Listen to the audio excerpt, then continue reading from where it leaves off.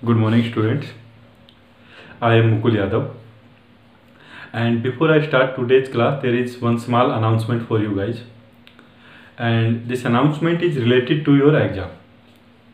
Okay. So maybe we also shared on the group, on 10th class group, that on this coming Monday we are going to conduct one exam for you. Okay. तो जो हमारा Monday है, coming Monday है, आपको पता होगा coming Monday कब आ रहा है, हमारा 1 जून को आ रहा है। 1 जून 2020 कमिंग मंडे एक एग्जाम आपका लेने वाले हैं। ओके, तो जो आपका एग्जाम होगा वो होगा किसका? साइंस का होगा। साइंस का आपका एग्जाम होगा और उसमें टोटल कितने क्वेश्चन आएंगे? उसमें 30 क्वेश्चन आपसे पूछे जाएंगे। ठीक है। दूसरी चीज, एग्जाम के बारे में ही, एग्जाम पैटर्न के बारे में, जितने भी आपकी 30 क्वेश्चन जो पूछे जाएंगे वो सारे मल्टीपल चॉइस क्वेश्चन होंगे। जितने भी 30 क्वेश्चन होंगे वो सारे क्या होंगे? एमसीक्यू टाइप होंगे। MCQ type means multiple choice question, मतलब आपको 4 ऑप्शन दे दिए जाएंगे, आपको 4 ऑप्शनों में से एक ऑप्शन पिक करना है, राइट ऑप्शन आपको पिक करना है और वो टिक करना है। ठीक है। तो ऐसे करके आपके एग्जाम, साइंस के एग्जाम में टोटल कितने क्वेश्चन पूछे जाएंगे? आपके 30 क्वेश्चन पूछे जाएंगे। ओके, तो साइंस का एग्जाम है तो इसके अंदर क्या होगा? 10 क्वेश्चन तो होंगे आपके किसके? फिजिक्स के। 10 क्वेश्चन होंगे किसके? केमिस्ट्री के। और 10 क्वेश्चन ही आपके होंगे किसके? बायोलॉजी के। ओके, तो ये आपका पैटर्न रहेगा। तो जो आपका फिजिक्स का एग्जाम आएगा, जितने भी आपको 10 क्वेश्चन किसके आएंगे? फिजिक्स के आएंगे। तो उसका सिलेबस क्या रहेगा वो मैं यहां पे डिस्कस कर देता हूं आपको। तो आपको पता है कि मैंने अभी तक लास्ट जो आपको करवाया है वो लॉज ऑफ रिफ्रैक्शन आपको करवा दिया है ना। तो आपका लॉज ऑफ रिफ्रैक्शन तक जितना भी मैंने आपको करवाया है वो आपका कंप्लीट आने वाला है। तो जैसे मैं टॉपिक डिस्कस कर देता हूं आपको। तो सबसे पहले तो आपको जो टॉपिक है वो है क्या? Properties of light.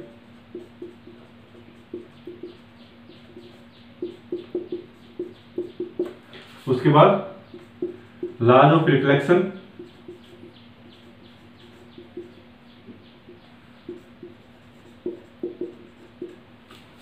Okay, plane mirror का भी थोड़ा सा पता होना चाहिए आपको, क्योंकि ये मल्टीपल चॉइस में अक्सर आपसे लोगों से पूछ लिया जाता है प्लेन मिरर के बारे में। Plane mirror, spherical mirror,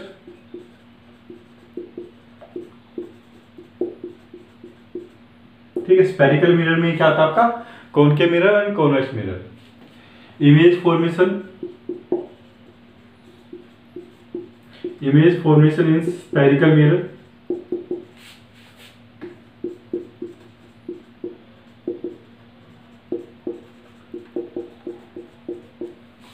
okay, उसके बाद मैंने आपको करवा दिया क्या? मिरर फॉर्मूला,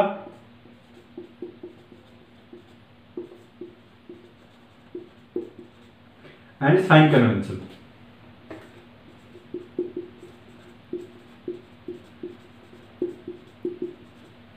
ओके, और रिसेंटली हमने करवाया क्या आपको? Refraction,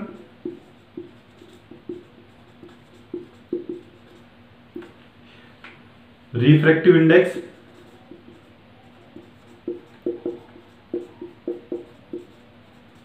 and laws of refraction, and laws of refraction. Okay, तो ये आपका रहेगा किसका? सिलेबस रहेगा पूरा साइंस। साइंस में फिजिक्स का सिलेबस आपका इतना रहेगा। ओके, तो आपको ये नोट डाउन कर लेना है, मैं ग्रुप पे भी एक बार आपसे शेयर कर दूंगा।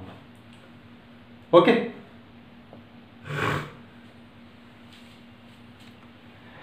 तो आज हम क्या करेंगे? आज हम इसी को, जितना भी हमने ये जो सिलेबस हमने अभी तक करवाया है उसको ब्रीफली मैं आपको एक बार रिवाइज करवा देता हूँ कि इसमें क्या क्या इंपॉर्टेंट टॉपिक है और क्या क्या चीजें हैं जो आपको याद रखनी है इसके अंदर। ओके,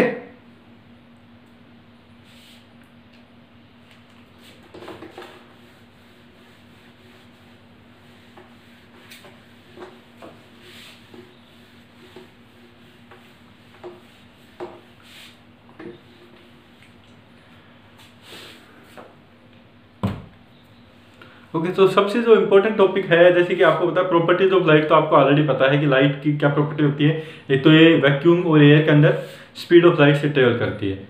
दूसरी प्रॉपर्टीज आप क्या याद रख सकते हैं इसके बारे में, कि जो लाइट है उसको किसी भी मीडियम पार्टिकल की जरूरत नहीं होती to propagate from one location to the another location. Okay, तीसरा चीज क्या याद रख सकते हैं कि speed of the light is going to vary with respect to the different medium. Different medium में स्पीड की लाइट डिफरेंट होती है। तो अगर मैं बात करूं तो वाटर के अंदर स्पीड ऑफ लाइट डिफरेंट होगी, ग्लास के अंदर स्पीड ऑफ लाइट डिफरेंट रहेगी, किसी ऑयल के अंदर स्पीड ऑफ लाइट डिफरेंट रहेगी। ओके, तो यही है 3-4 प्रॉपर्टी जो आपको याद रखनी है लाइट के बारे में। दूसरा जो टॉपिक स्टार्ट हो जाता है वो आपका क्या होता है, reflection of light. Reflection of light and laws of reflection. Laws of reflection.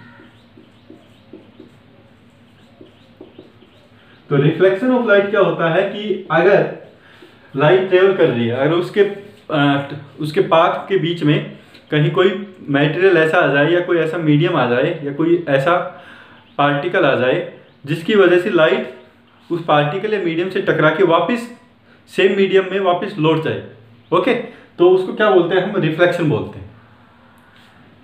Okay, तो जैसे कि सपोज कर लीजिए कि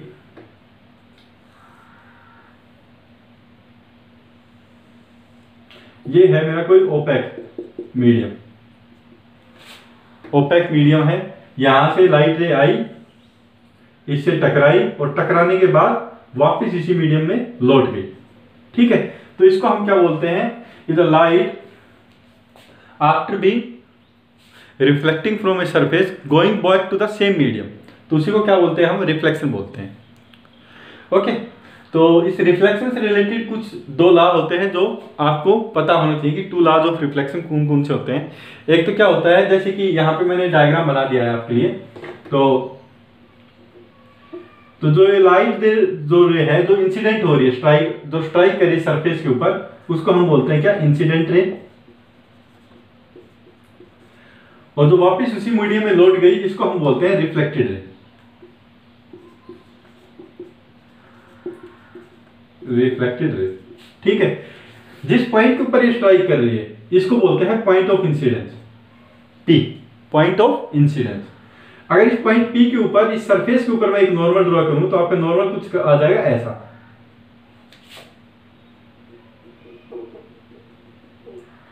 ओके, और इंसिडेंट रे ये हमारा क्या है, नॉर्मल है। इंसिडेंट रे नॉर्मल के साथ जो एंगल बनाती है उसको हम बोल देते हैं क्या, इंसिडेंट एंगल आई। ठीक है, तो जो एंगल आई है वो क्या है आपका, इंसिडेंट एंगल है, इंसिडेंट एंगल है। और जो रिफ्लेक्टेड रे है, जो रिफ्लेक्टेड रे नॉर्मल के साथ जो एंगल बनाती है उसको हम बोल देते हैं एंगल आर, जिसको हम बोलते हैं क्या, reflected angle.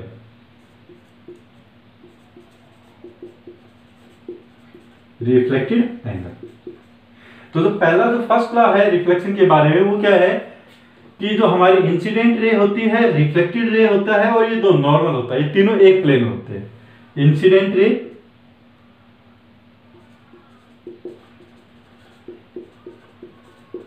Reflected ray and normal,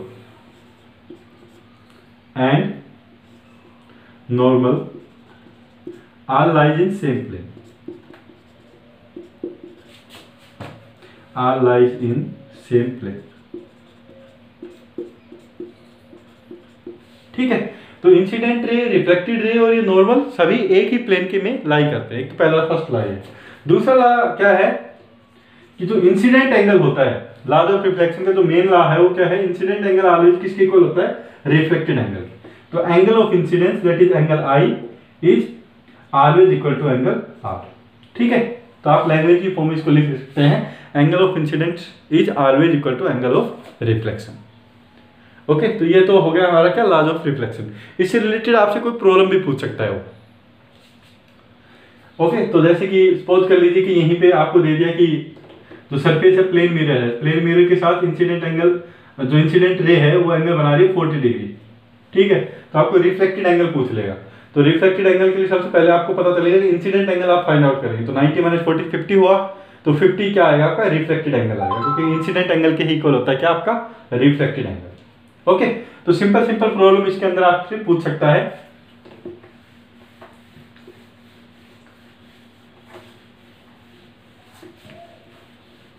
ठीक है, तो दूसरी चीज आती है आपका क्या, mirror.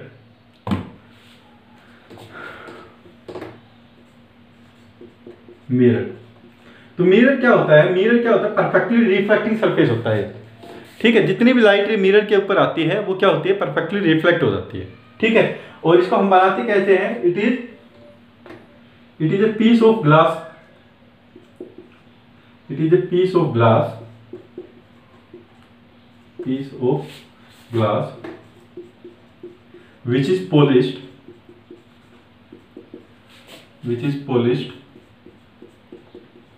from one side,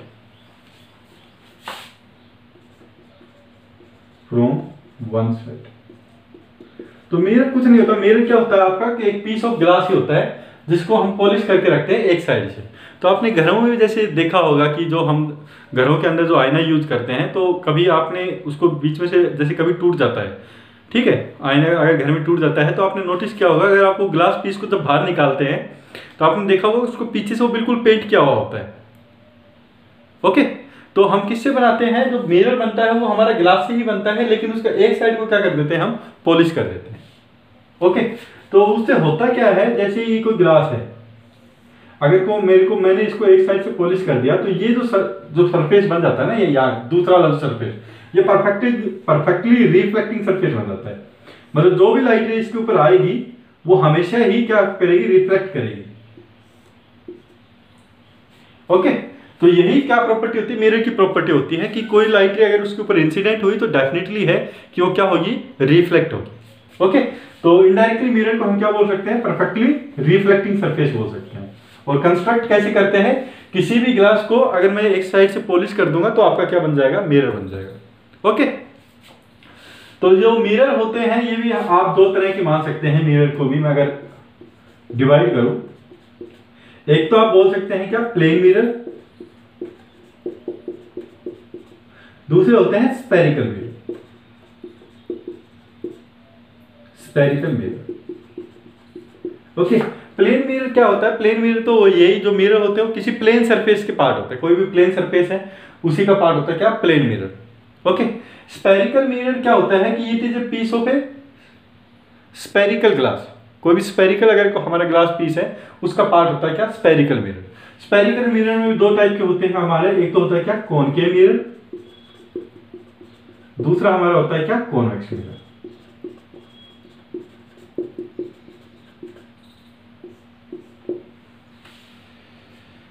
okay,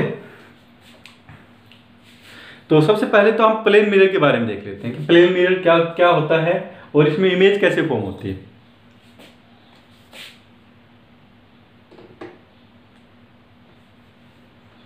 okay, दूसरा एक पॉइंट हमेशा याद रखिए, दूसरा चीज काफी इंपॉर्टेंट है कि एक तो हमारा होता है ऑब्जेक्ट, ऑब्जेक्ट को हम कैसे ट्रेस करते हैं, ऑब्जेक्ट होता है meeting point of incident ray,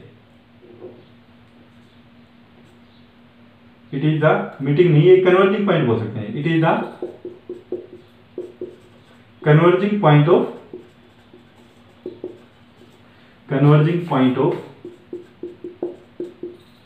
of incident ray.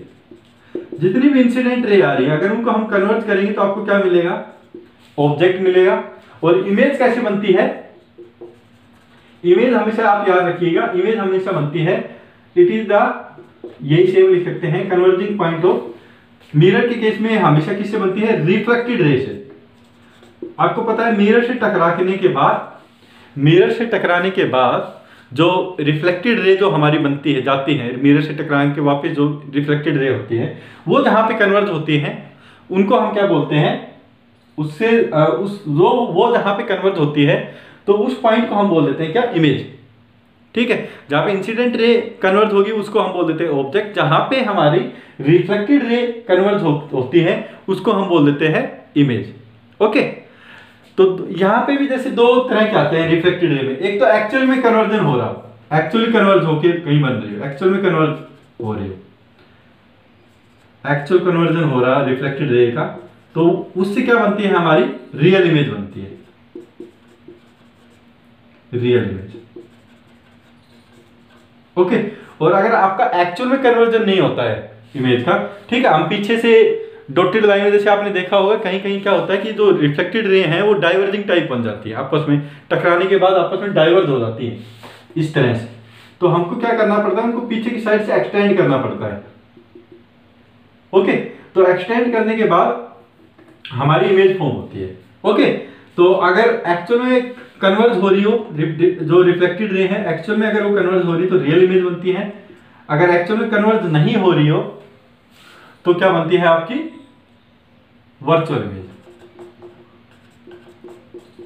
Virtual image. Okay, तो ये जो बेसिक पॉइंट है ये आपको थोड़ा सा पता होना चाहिए, क्योंकि इससे ही आपको एक आइडिया लगता है कि इमेज कहाँ पे फॉर्म होगी और इमेज कहाँ पे फॉर्म नहीं होगी। इमेज जो बनेगी वो हमारी रियल बनेगी या फिर वर्चुअल बनेगी, या फिर जो ऑब्जेक्ट हमको दिया गया है वो रियल है या वर्चुअल है। रियल ऑब्जेक्ट वही होगा अगर आपका कन्वर्ज हो रहा है, इंसिडेंट रे कन्वर्ज हो रही किसी पॉइंट पे तो रियल ऑब्जेक्ट है। अगर जो इंसिडेंट रे है वो कन्वर्ज ही नहीं हो रही किसी पॉइंट पे, उनको हमें एक्सटेंड करना पड़ रहा है पीछे आगे की साइड, तो आपका जो ऑब्जेक्ट भी हो सकता है वो भी आपका क्या हो सकता है, वर्चुअल हो सकता है। ओके,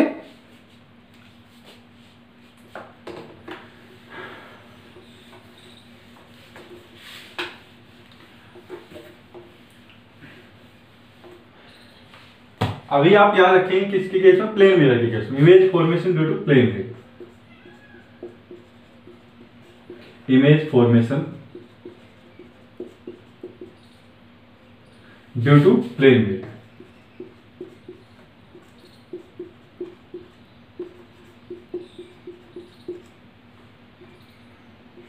एक चीज हमेशा याद रखिए कि जो प्लेन मिरर होता है,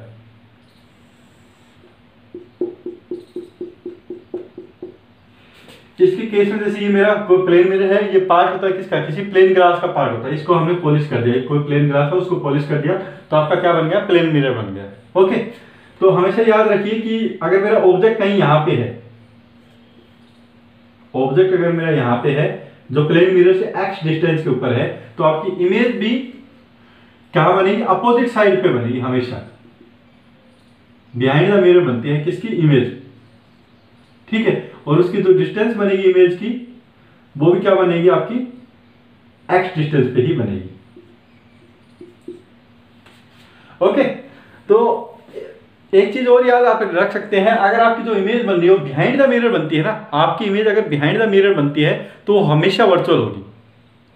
ओके, अगर आपकी इमेज बन रही है बिहाइंड द मिरर, क्योंकि वहां पे आपको उसकी बात है जो रिफ्लेक्टेड रे है, रिफ्लेक्टेड रे यहाँ पे तो आएंगे नहीं, कभी आ ही नहीं सकती रिफ्लेक्टेड रे, क्योंकि इसके टकराने के बाद वो इसी एरिया में रहेगी, रिफ्लेक्टेड रे जितनी भी है वो नहीं है, क्योंकि इस एरिया में तो रिफ्लेक्टेड रे आपकी आ नहीं सकती। तो इसका मतलब क्या है, रिफ्लेक्टेड रे को मैंने जब पार्शियली पीछे की साइड मैंने क्या किया होगा, कन्वर्ज किया होगा, ठीक है, कन्वर्ज किया होगा तभी उनकी इमेज यहाँ पे फॉर्म हो रही है। ओके, तो इसका मतलब क्या है कि कभी भी जब आपकी इमेज फॉर्म होती है वो बिहाइंड द मिरर फॉर्म हो जाती है, पीछे मिरर के पीछे की साइड फॉर्म होती है, तो वो आपकी क्या बनती है, हमेशा वर्चुअल इमेज बनती है। तो ऑलवेज एक पॉइंट हमेशा याद रखेंगे, प्लेन मिरर के केस में आपकी इमेज जो बनेगी वो क्या बनेगी, in plane mirror image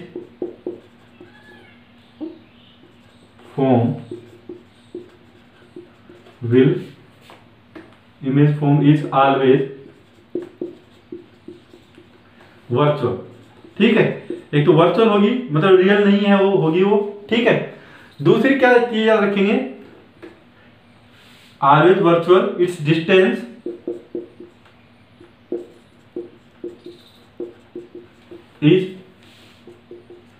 its distance from mirror is equal to object distance from mirror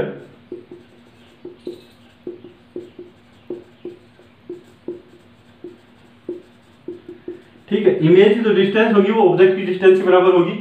तीसरी चीज आती है साइज, अगर मैं बोल रहा हूं कि मेरा ऑब्जेक्ट इस साइज का बन रहा है तो आपकी जो इमेज भी बनेगी वो इसी साइज की बनेगी। ओके, तो and size of the object, size of image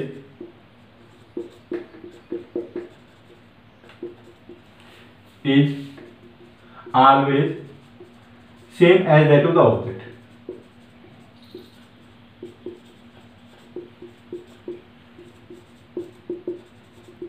ठीक है, तो प्लेन मिरर के बारे में आपको इतना तो पता होना चाहिए क्योंकि ये आपके बेसिक नॉलेज है प्लेन मिरर के बारे में। ओके, तो एक तो आपको याद रखना है इमेज वर्चुअल बनती है, इमेज की डिस्टेंस और ऑब्जेक्ट की डिस्टेंस मिरर से सेम होती है, इक्वल होती है। तीसरी चीज साइज जो बनती है ऑब्जेक्ट की वो सेम होती है, इमेज की जो साइज बनती है वो ऑब्जेक्ट की साइज के ही बराबर बनती है। ठीक है, तो ये चीज आपको याद रख सकते हैं प्लेन मिरर के बारे में। ओके, इसके बाद आते हैं आपके स्फेरिकल मिरर, जिसमें एक होता है कॉनकेव मिरर, दूसरा होता है क्या, कॉन्वेक्स मिरर।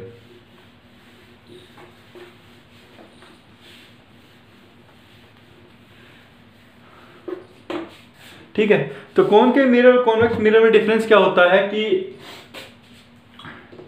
एक तो आप शेप याद रख लीजिए डायरेक्टली कि ऐसी अगर शेप आ जाए मेरी, ठीक है, इस टाइप की अगर आपकी शेप है तो ये होगा क्या, concave mirror. Concave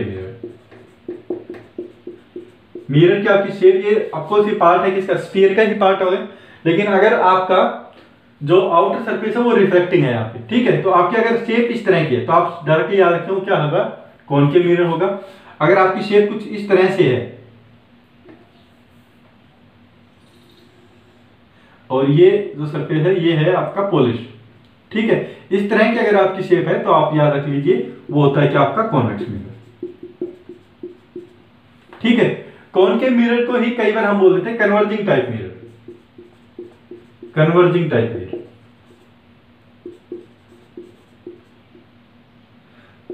converging type क्यों बोल देते हैं, क्योंकि जितनी भी रे इसके ऊपर आती है ना ये क्या करता है, उनको कन्वर्ज कर देता है।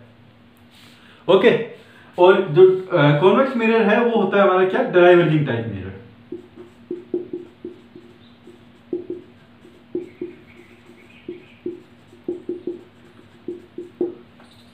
ओके, तो अभी हम क्या डिस्कस करेंगे, अभी जैसे कॉनकेव मिरर के अंदर मैं आपको डिस्कस कर दूंगा कि image for the different position of the object, image कहां पे फॉर्म होती है। सिमिलरली मैं कॉन्वेक्स मिरर के केस में भी डिस्कस करूंगा कि for different types of the object, कि ऑब्जेक्ट की डिफरेंट पोजीशन के लिए इमेज कहां कहां पे फॉर्म हो सकती है आपकी। ओके, लेकिन उससे पहले आपको कुछ टर्म्स मैं बता देता हूं, कॉनकेव मिरर से रिलेटेड भी, कॉन्वेक्स मिरर से रिलेटेड भी। तो ये आपका कॉनकेव मिरर हो गया। एक लाइन होती है, हॉरिजॉन्टल लाइन होती है, एक हॉरिजॉन्टल लाइन होती है जो इस मिरर को इक्वली टू पार्ट्स में डिवाइड कर देती है। ओके, इक्वली टू पार्ट्स के अंदर डिवाइड कर देती है। इस हॉरिजॉन्टल लाइन को हम बोलते हैं क्या, principal axis. Principal axis. Okay, जहां पे प्रिंसिपल एक्सिस इस मिरर को टच करती है, स्ट्राइक करती है, इस पॉइंट को हम बोलते हैं क्या, पोल।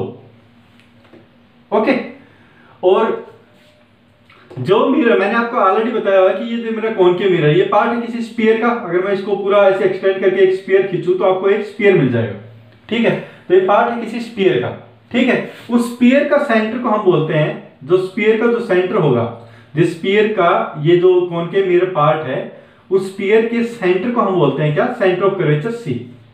ठीक है, तो यहां पे सी क्या है आपका, centre of curvature. Centre of curvature तथा पोल तथा सेंटर ऑफ कर्वेचर के बीच में एक पॉइंट होता है, बिल्कुल सेंटर में। पोल तथा सेंटर ऑफ कर्वेचर के जस्ट मिडिल में एक पॉइंट होता है जिसको हम बोल देते हैं क्या, फोकस, एफ। ओके, तो क्योंकि यहां पोल से फोकस की दूरी, अगर मैं इसको एफ बोल रहा हूं तो आप बोल सकते हैं कि ये बिल्कुल मिडिल में है, तो सेंटर को कई बार क्या लिख देते हैं हम, 2f लिख देते हैं।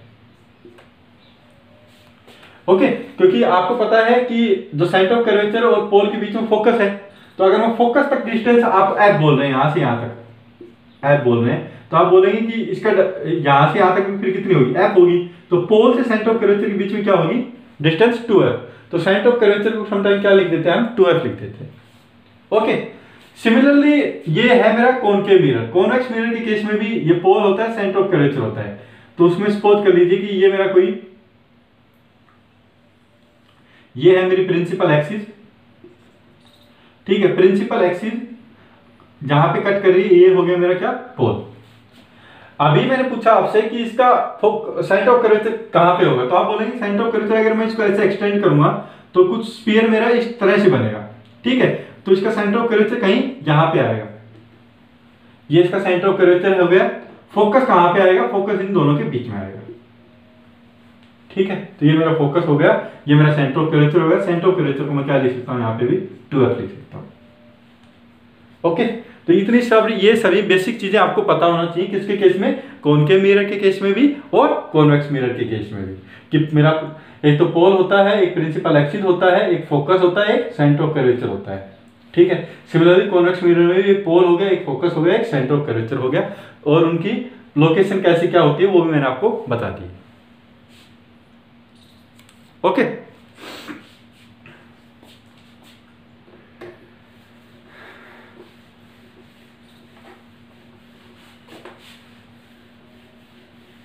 अभी आती है इमेज फॉर्मेशन।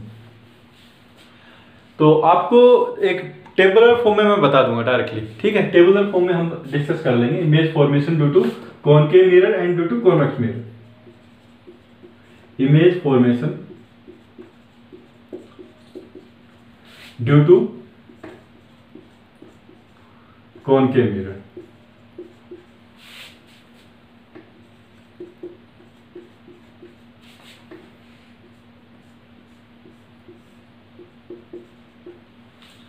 ओके तो क्या होता है कि कॉनकेव मिरर में बहुत सारी पोजीशन रहती हैं, उन डिफरेंट पोजीशन में जो इमेज की जो पोजीशन बनती है वो डिफरेंट बनती है। तो जैसे कि मैंने आपको डिस्कस किया था यहाँ पे कि ये मेरा कॉनकेव मिरर है, एक मिनट अच्छे से, ये हमारा कोई कॉनकेव मिरर है और ये हमारी प्रिंसिपल एक्सिस हो गई, ये मेरा पोल हो गया, ये फोकस हो गया, सपोज कर लीजिए ये सेंटर ऑफ कर्वेचर हो गया। तो क्या होगा कि सपोज कर लीजिए कि एक तो ऑब्जेक्ट हमारा बहुत दूर है, बहुत दूर है मतलब हम मान लेते हैं इन्फिनिटिव पे, तो आपकी इमेज कहाँ पे फॉर्म होगी। अगर आपका सेंटर ऑफ कर्वेचर और इन्फिनिटिव के बीच में कहीं यहाँ पे ऑब्जेक्ट है तो आपकी इमेज कहाँ पे फॉर्म होगी। अगर आपका ऑब्जेक्ट सेंटर ऑफ कर्वेचर के ऊपर ही है तो आपकी इमेज कहाँ पे फॉर्म होगी। सिमिलरली आपका फोकस और सेंटर ऑफ कर्वेचर के बीच में तो इमेज कहाँ पे फॉर्म होगी। फोकस के ऊपर है तो इमेज कहाँ पे फॉर्म होगी। पोल तथा फोकस के बीच में है तो आपकी इमेज कहाँ पे फॉर्म होगी। तो ये डिफरेंट डिफरेंट पोजीशन बनती है किसके केस के अंदर, कॉनकेव मिरर के केस के अंदर। तो उसके केस में डिफरेंट डिफरेंट आपकी इमेज भी बनती है, इमेज भी डिफरेंट पोजीशन पे बनती है, तो वो हमको डिस्कस करना है यहाँ, ओके। तो हम ये टेबुलर फॉर्म में कर रहे हैं इसको। तो सबसे पहले तो जैसे टेबल बना लेते हैं, एक तो सीरियल नंबर, ऑब्जेक्ट पोजीशन,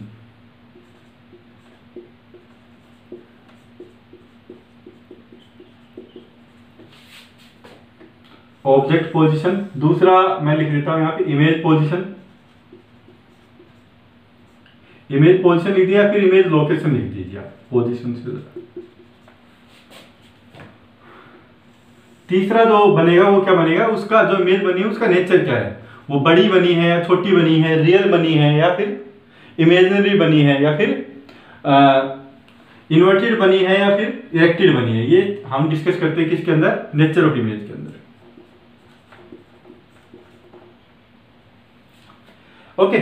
तो सबसे पहले तो आप मान लीजिए कि हम किसके केस में डिस्कस कर रहे हैं, कॉनकेव मिरर के केस में डिस्कस कर रहे हैं। तो पहला तो आपका ऑब्जेक्ट आप मान लीजिए कहां पे है, इन्फिनिटिव पे है, एट इन्फिनिटिव। तो आपका जो इमेज फॉर्म होगा, ठीक है, जो आपका इमेज फॉर्म होगा वो कहां पे फॉर्म होगा, वो फोकस के ऊपर फॉर्म होगा। तो छोटा सा मैं एक डायग्राम बना देता हूं साइड में, ताकि आपको थोड़ा सा समझ में आता है कि किस पोजीशन की बात हो रही है और कहां पे इमेज फॉर्म हो रही है। तो सपोज कर लीजिए ये है हमारा कॉनकेव मिरर और यहाँ पे मेरा फोकस है, यहाँ पे है मेरा सेंटर ऑफ कर्वेचर। तो अगर आपका ऑब्जेक्ट इन्फिनिटिव पे है तो आपकी इमेज कहां पे फॉर्म होती है, फोकस के ऊपर फॉर्म होती है। तो एट फोकस, ओके।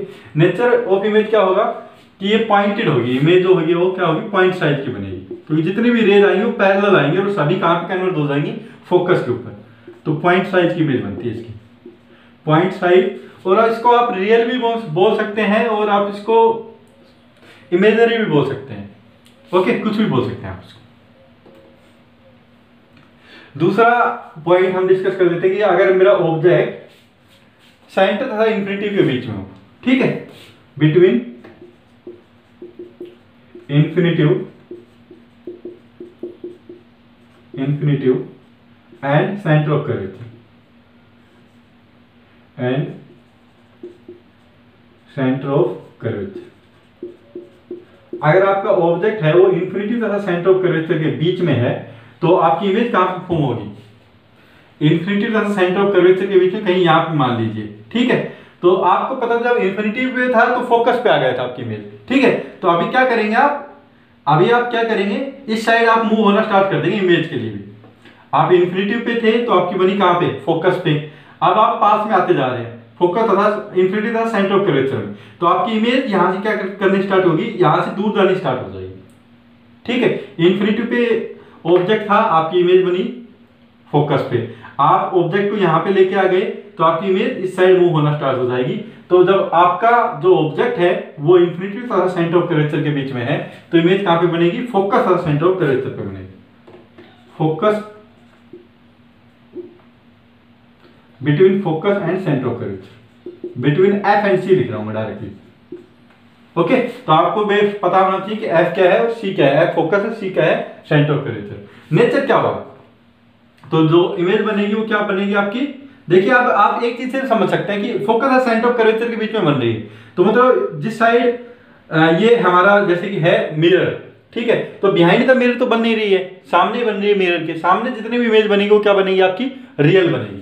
तो जो इमेज बनेगी वो क्या बनेगी आपकी, रियल बनेगी, ओके। यहां पे पॉइंट साइज में आप इमेज लिख सकते हैं, रियल है आपकी, ठीक है। जो रियल बनेगी स्मॉल इन साइज बनेगी,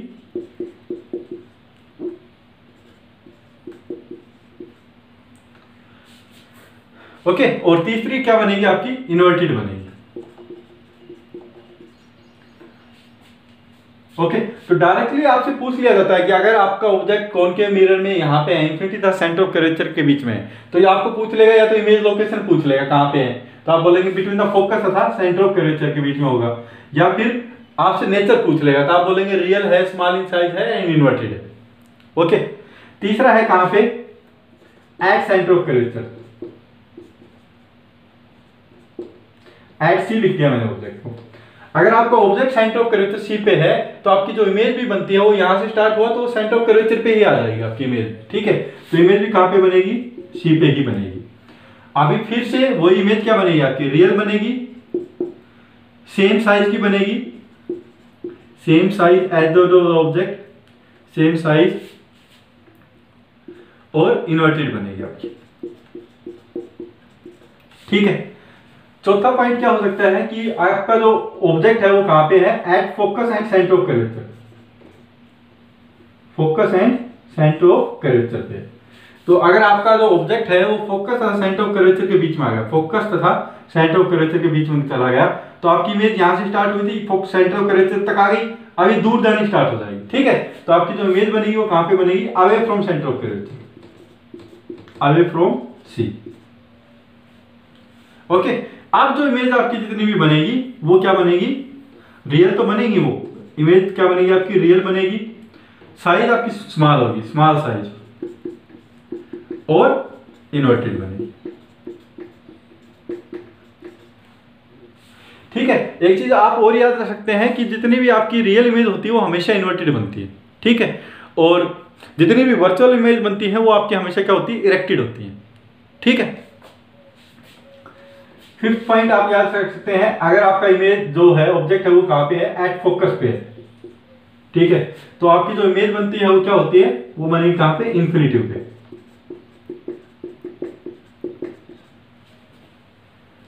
नेचर ऑफ इमेज क्या होगा, तो ये क्या होगी, वेरी इनलार्ज हो जाएगी, एनलार्ज हो जाएगी बहुत ज्यादा, ठीक है। और इसको रियल और इमेजरी आप दोनों बोल सकते हैं,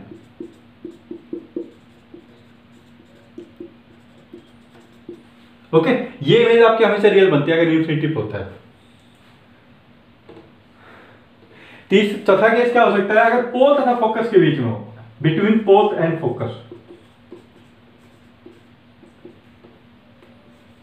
तो इमेज कहां बनती है, इस केस में आप याद रखिएगा कि इमेज आपकी जो बनती है अगर पोल तथा फोकस के बीच में है, बहुत इंपॉर्टेंट केस है कॉनकेव मिरर में, ठीक है, पोल तथा फोकस के बीच में है, तो जो इमेज बनती है वो बिहाइंड द मिरर बनती है। कहां बनती है? बिहाइंड द मिरर, मिरर के पीछे। तो आपको पता है मिरर के पीछे जो रेज है वो एक्चुअल में तो कन्वर्ट हो नहीं सकती मिरर के पीछे की साइड। ओके, तो आपकी जो इमेज बनेगी वो क्या बनेगी? हमेशा वर्चुअल बनेगी, और वर्चुअल इमेज हमेशा क्या होती है? इरेक्टेड होती है। ओके, और तो सबसे इंपॉर्टेंट पॉइंट है इसके बारे में, वो सबसे इंपॉर्टेंट पॉइंट है कि जो साइज होगी ना वो इनलार्ज होती है। साइज होगी वो आपकी क्या होगी? एनलार्ज होगी। ओके, तो हमेशा याद रखिए कि कॉन्वेक्स मिरर के केस में भी हमारी हमेशा वर्चुअल इमेज बनती है, कॉनकेव मिरर के केस में भी वर्चुअल इमेज बन सकती है। ठीक है, जब ऑब्जेक्ट की पोजीशन कहां पे हो? पोल तथा फोकस के बीच में हो। और जो कॉन्वेक्स मिरर तो होता है वो हमेशा ही वर्चुअल इमेज बनाता है। कॉनकेव मिरर भी वर्चुअल इमेज बना सकता है। कब बना सकता है? जब ऑब्जेक्ट कहां पे हो? पोल तथा फोकस के बीच में हो। ठीक है, तो हम डिफ्रेंशिएट कैसे करेंगे कि ये इमेज कॉनकेव मिरर द्वारा बनी है या फिर कॉन्वेक्स मिरर द्वारा बनी है? तो आप डिफ्रेंशिएट कैसे कर सकते हैं, उसके लिए आपको क्या पता होना चाहिए कि जो कॉनकेव मिरर द्वारा जो वर्चुअल इमेज बनाई जाती है वो हमेशा बड़ी होती है। ठीक है, और कॉन्वेक्स मिरर के द्वारा जो इमेज बनाई जाती है वो हमेशा क्या होती है? आपकी छोटी। ओके, तो ये बहुत इंपॉर्टेंट पॉइंट है, ये आपको याद रखना है इसके बारे में। तो ये सभी पॉइंट आप याद रखेंगे किसके केस में? कॉनकेव मिरर के केस में। अभी हम करते हैं किसका? इसी में हम कॉन्वेक्स मिरर का वो डिस्कस कर लेते हैं आगे। कॉन्वेक्स मिरर में कुछ है नहीं, केवल 2 पॉइंट आते हैं आपका। ये कुछ आएगा नहीं, ठीक है, ये मिटा दिया मैंने। कॉन्वेक्स मिरर में हमारे 2 ही पॉइंट बनते हैं। एक तो क्या होता है कि अगर आपका ऑब्जेक्ट इंफिनिटिव पे हो, अगर आपका ऑब्जेक्ट इंफिनिटिव पे हल्ला होता है तो जो इमेज बनती है किसके केस में? कॉन्वेक्स मिरर के केस में। तो ये है मेरा कॉन्वेक्स मिरर, ये है मेरा क्या? फोकस, पोल, फोकस, यहां पे आपका आया सेंटर ऑफ ग्रेविटी। तो आपका ऑब्जेक्ट इंफिनिटिव पे है तो आपको पता है जो रेज आती है वो पैरेलल होती है। ठीक है, और ये क्या होती है? ये डाइवर्ज हो जाती है ऐसे करके। 1 मिनट, ये कुछ इस तरह से डाइवर्ज होंगी, और डाइवर्ज होने के बाद जब हम इनको पीछे एक्सटेंड करेंगे तो फोकस के ऊपर मिलती है। ठीक है, तो ये इस तरह से डाइवर्ज होता है। ओके, तो आपका जो इमेज बनती है किसके केस के अंदर? कॉन्वेक्स मिरर के केस में। तो इमेज लोकेशन कहां पे बनेगी? फोकस पे बनेगी। नेचर ऑफ इमेज, तो नेचर ऑफ इमेज वही बोल सकते हैं point size and virtual. Real तो है नहीं, ये वर्चुअल ही है। ओके, दूसरा क्या हो सकता है? दूसरा केस बनता है अगर आपकी इमेज कहीं पे भी है, ठीक है, between infinitive and pole, infinitive and pole.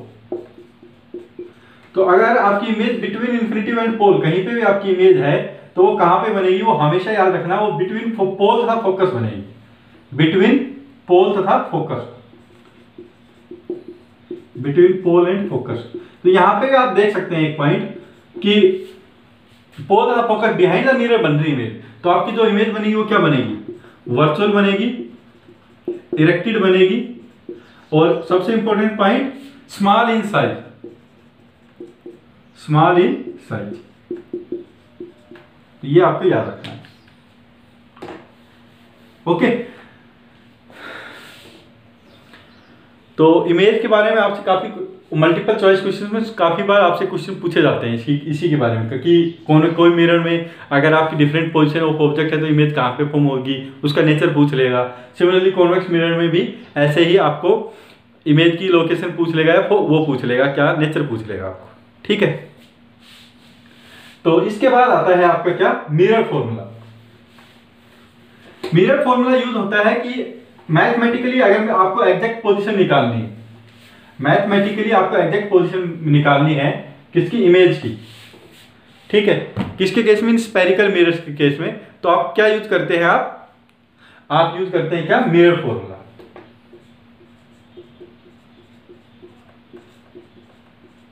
Mirror formula, तो मिरर फॉर्मूला होता क्या है आपका? 1/v plus 1/u is equal to 1/f।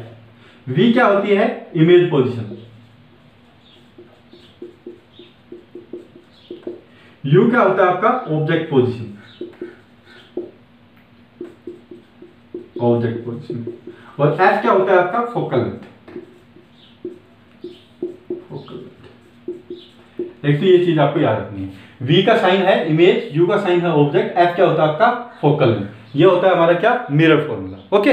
दूसरी चीज क्या याद रखनी है कि आपको u v f जो भी वैल्यू आप सब्स्टिट्यूट करेंगे वो प्रॉपर साइन के साथ सब्स्टिट्यूट करेंगे। ओके। तो u v f की आप डायरेक्टली वैल्यू सब्स्टिट्यूट नहीं कर सकते हैं, उसके लिए आपको देखना पड़ेगा कि u की वैल्यू पॉजिटिव होगी या नेगेटिव होगी, या v की वैल्यू पॉजिटिव होगी या नेगेटिव होगी, या फोकल लेंथ की जो वैल्यू है वो पॉजिटिव होगी या नेगेटिव होगी। ओके। तो उसके लिए हम हेल्प लेते हैं किसकी? साइन कन्वेंशन की।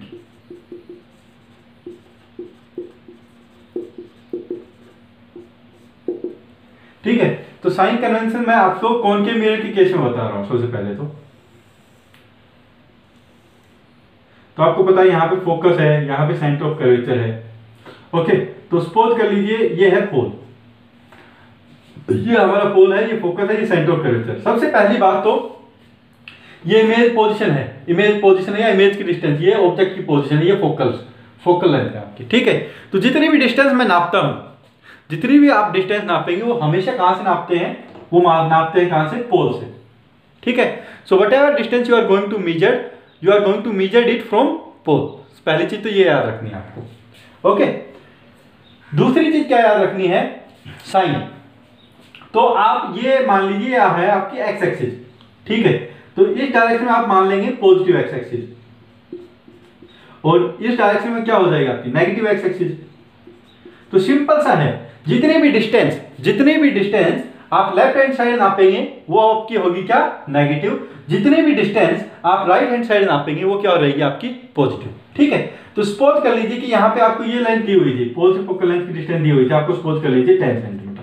तो मैंने आपको पूछा कि इसकी फोकल लेंथ आप क्या लेंगे, तो आप फोकल लेंथ आप सीधा यहाँ पे लिखेंगे। फोकल लेंथ कितनी होगी इसकी? f, और वो आप देखेंगे 10 सेंटीमीटर तो है, लेकिन नेगेटिव साइड है या पॉजिटिव साइड? तो आप देखेंगे नेगेटिव साइड है, तो आप क्या ले लेंगे? -10 सेंटीमीटर ले लेंगे। ठीक है। एक एग्जांपल के थ्रू मैं आपको समझा रहा हूं। सपोज कर लीजिए कि आपका ऑब्जेक्ट आई यहां पे है। ठीक है। और ये है सपोज कर लीजिए 18 सेंटीमीटर पे। ठीक है। तो आप ऑब्जेक्ट पोजीशन भी कैसे लेंगे? ऑब्जेक्ट पोजीशन तो वो आप रिप्रेजेंट करते हैं किससे? u से। तो उसके लिए भी आप देखेंगे पॉजिटिव साइड जा रहे हैं, नेगेटिव साइड जा रहे हैं। तो आप यहां से लेफ्ट हैंड साइड मूव कर रहे हैं, नेगेटिव साइड मूव कर रहे हैं, तो आपकी ऑब्जेक्ट पोजीशन क्या आएगी? -18 सेंटीमीटर। तो f और u आपने सब्स्टिट्यूट कर दिया। अब आपको सपोज कर लीजिए पूछ लिया कि इमेज कहां पे फॉर्म होगी, तो इमेज आप सीधा फॉर्मूला सब्स्टिट्यूट करेंगे 1/v plus 1/u equal to 1/f। तो आपको इमेज का पूछा है, तो आपको इमेज का साइन के बारे में वरी नहीं होना है। जो चीज आपसे पूछी गई है उसके साइन के बारे में वरी नहीं होना है। वो आपको ऐसे कैसे रखना है, जो चीज आपको दी गई है उसका आपको साइन लेना है। जैसे फोकल लेंथ आपको दी गई थी तो साइन मैंने ले लिया इसका। इसी तरह से आपको ऑब्जेक्ट पोजीशन दी हुई थी 18 सेंटीमीटर यहां से है। ठीक है। तो उसका भी मैंने साइन ले लिया -18। ठीक है। तो आप जब फॉर्मूला सब्स्टिट्यूट करेंगे तो प्रॉपर साइन के साथ 1 + v प्लस 1/u क्या है आपका? -18 is equal to 1/f। 1/f क्या आ जाएगा आपका? -1/10। ठीक है। उसके बाद यहाँ पे आप इसको सोल्व करेंगे इक्वेशन को, और v की वैल्यू आप फाइंड आउट कर लेंगे। ओके। तो जो v की जो फाइनल वैल्यू आएगी वो साइन के साथ ही आएगी आपकी। क्लियर? सिमिलरली यही चीज आपको अप्लाई करनी है किसके केस में? कॉन्वेक्स मिरर के केस में भी। तो कॉन्वेक्स मिरर आपको पता है कुछ ऐसा रहता है। ये मेरा कॉन्वेक्स मिरर हो गया। तो यहाँ पे कोई सपोज कर लीजिए आपका कोई ऑब्जेक्ट है, ये यहाँ पे फोकल लेंथ है, ये सेंटर ऑफ कर्वेचर है। तो ये लेंथ मैंने आपको बोली 10 सेंटीमीटर है। ठीक है। ये सपोज कर लीजिए ऑब्जेक्ट है कहीं 20 सेंटीमीटर पे।